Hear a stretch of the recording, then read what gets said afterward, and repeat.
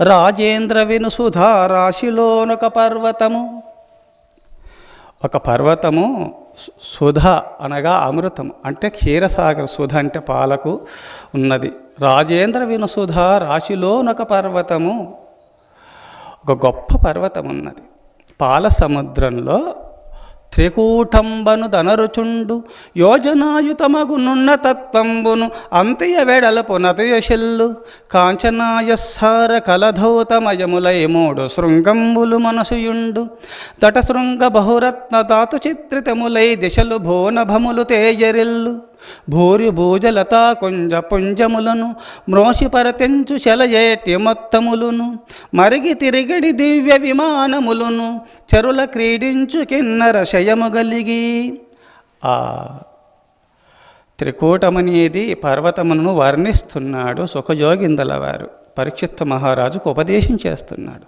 ఓ మహారాజా, ఈ ఇంద్రజిమ్నుడైన మహారాజు గజరూపమును దాల్చి ఆ జన్మ ఎత్తి తన సేవకులు భటులు అందరూ కూడా ఆ త్రికూటమనే పర్వతము పైన పుట్టినారు. వాళ్ళందరూ కూడా రాజేంద్ర వినుసుధా రాశిలోనొక పర్వతము త్రికూటంబను దనరుచుండు యోజనాయుతమగునున్న తత్వమును అంతయ వెడలపు నతయశెల్లు కాంచనాయస్సార కలధౌతమయములై మూడు శృంగంబులు మనషయుండు దట శృంగ బహురత్న ధాతు చిత్రితములై దిశలు భోనభములు తేజరిల్లు భూరి భూజలతా కుంజ పుంజములును మరిగి తిరిగడి దివ్య విమానములును చెరుల క్రీడించు కిన్నర అచయము కలిగి.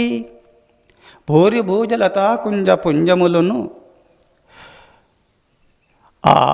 ఆ పర్వతమును వర్ణిస్తూ పరీక్షిత్తు మహారాజా, ఆ పాల సముద్రంలో త్రికూటమనే పర్వతం ఉన్నది. ఆ పర్వతం ఎటు 10,000 యోజనాల వెడల్పు, పొడవు, ఎత్తు కూడా అంతే ఉంది. ఎంత పెద్ద పర్వతం చూశారా? 10,000 యోజనాలు. యోజనమన్నా ఆమడ అనగా సరికొలత అంతే అని ఇక్కడ వర్ణించినారు. యోజనాయుతమగునున్నతత్వమును అంతయ వెడలపు నతయశెల్లు కాంచనాయస్సార కలధౌతమయములై మూడు శృంగంబులు మనసియుండు. ఆ పర్వతమునకు 3 కొమ్ములున్నాయి, అనగా 3 శిఖరాలు, 3 బురుజులున్నాయి ఎత్తుగా.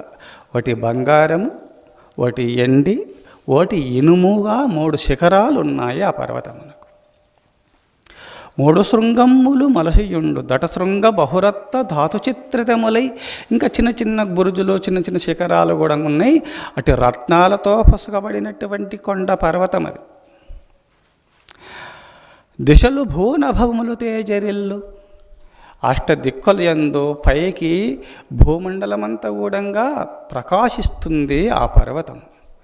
దిశలు భూనభములు తేజరిల్లు దట శృంగ బహురత్న ధాతు చిత్రితములై దిశలు భూనభములు తేజరిల్లు అంత ప్రకాశిస్తుంది. భూరి భూజలతా కుంజ పుంజములను. అక్కడున్నటి చెట్లు, పెద్ద పెద్ద చెట్లు, తీగలు ఎన్నెన్నో రకరకాలుగా వర్ణింపబడ్డాయి. భూరి భూజలతా కుంజ పుంజములను మ్రోషి పరతెంచు శలయేటి మొత్తములను. అక్కడ ఎప్పుడు ఓంకారనాదం చేస్తుంటూ సదా ఆ చెరువులయందు, ఆ కోణలయందు, ఆ పర్వతం పైన ఎప్పుడు ఏకధారగా నీరు ప్రవహిస్తూనే ఉంటుంది. ఎప్పుడు ఓంకారనాదం ఒక ఆనంద స్థితిలో ఉంటుంది ఆ పర్వతం. మ్రోషిపర తెంచు శలయేటి మొత్తములను మరిగి తిరిగడి దివ్య విమానములను. చల్లటి వాతావరణము, మిశ్రితమైన వాతావరణం. అతిగా వేడి ఉండదు, అతిగా చల్లగా ఉండదు, మిశ్రితమైన వాతావరణం ఉంటుంది ఆ ప్రాంతంలో. ఆ చల్లటి వాతావరణంలో చెట్లు, తీగలు, ఆ బంగారముతో ఉన్నటువంటి శిఖరము, వెండితో ఉన్నటువంటి శిఖరము, ఆ ఇనుముతో ఉన్నటువంటి శిఖరాలు, అక్కడ రత్నాలతో పొసగబడినటువంటి ఆ కాంతులతో, వెదజల్లుతో దిశదిక్కుల యందు, అష్టదిక్కుల యందు కూడా ప్రకాశిస్తున్నట్టు ఆ కొండ, ఆ ప్రాంతమంతా కూడా అది చూసుకొని కిన్నరులందరూ కూడా, ఆ ప్రాంత దేవతా సమూహం అంతా కూడా ఆ కొండకు ఒక ఆలవాలముగా, ఒక నివాసంగా చేసుకొని అప్పుడప్పుడు వచ్చి కూర్చొని అక్కడ ధ్యానం చేసుకుంటూ ఆ సెలయేరుల యందు స్నానం చేసుకుంటూ కొంతకాలం విశ్రాంతి తీసుకుంటూ వెళ్ళిపోయేవారలు. భూరిభూజలతా కుంజ పుంజములను మోసి పరతెంచు సెలయేటి మొత్తములను మరిగి తిరిగిడి దివ్య విమానములను. ఎప్పుడు కూడా ఆ కొండపైన దేవతా విమానాలు తిరుగుతూనే ఉంటాయి. ఎందుకంటే అది ఆనందకరమైనటువంటి కొండ, ఆనందమయమైనటువంటిది, అది ప్రశాంతమైన వాతావరణం. అది అందుకోసము జపధ్యానాదులు చేసుకొనుట నిమిత్తమై, విశ్రాంతి తీసుకొనుట నిమిత్తమై, ఏదో కొంచెము అలసట తీర్చుకొనుట నిమిత్తం అట్లా పోయి అక్కడ విహరిస్తుంటారు, ధ్యానం చేసుకుంటుంటారు, అక్కడ పండుకుంటూ ఉంటారు. ఆ దేవత విమానముల ద్వారా అక్కడ వెళుతూ అక్కడ దిగుతారు, కొండపైన విహరిస్తూ ఉంటారు. వారి యొక్క వృత్తిని బట్టి ఆయా ప్రాంతంలో కొంతమంది మహర్షులంతా జపధ్యానాలు చేసుకుంటారు, కొంతమంది దేవతలు విహరిస్తుంటారు, మాట్లాడుకుంటారు. అక్కడ నానా విధాలుగా కూడా దేవతా సమూహం అంతా కూడా అక్కడికి వస్తుంటారు. మహర్షులు కూడా పుణ్యభూమి కదా అని చెప్పి ఆ సరస్సు పెద్ద అమృతమైన సరస్సు ఉంది. ఆ సరస్సులో స్నానం చేసిన చాలా పుణ్యం ఉంటుందని మహాత్ములు కూడా జపధ్యాన పారాయణాలు చేసుకుంటున్నటువంటిది దివ్యమైనటువంటి పర్వతం అన్నమాట. అది మరిగి తిరిగడి దివ్య విమానములను చరుల క్రీడించు కిన్నర చయము గలిగి. అక్కడ యక్షులు, కిన్నరులు, కింపురుషులు, దేవతా సమూహమంతా కూడా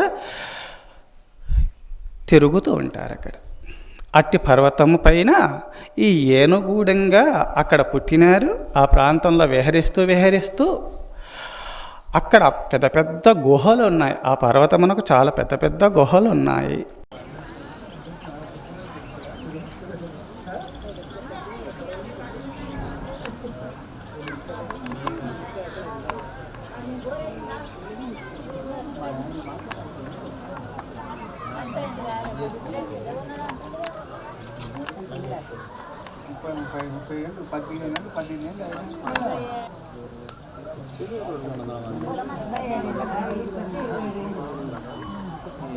మనం మన ఊరు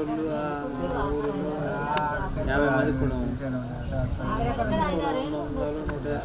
మంది 150 100 మంది అంతా కలిసి 200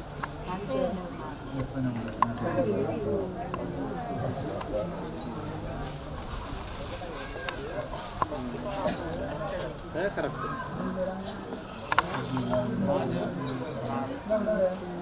పిక్స్లు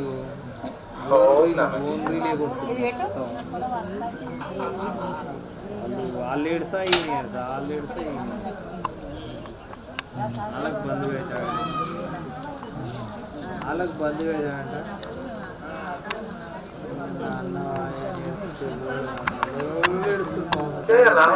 పరమాత్మ నామ సంకీర్తన చేయడానికి నొప్పి ఇచ్చినప్పుడు రామాకృష్ణ అనుకోండి, హరిహర శివశివ అనుకోండి, తప్పే.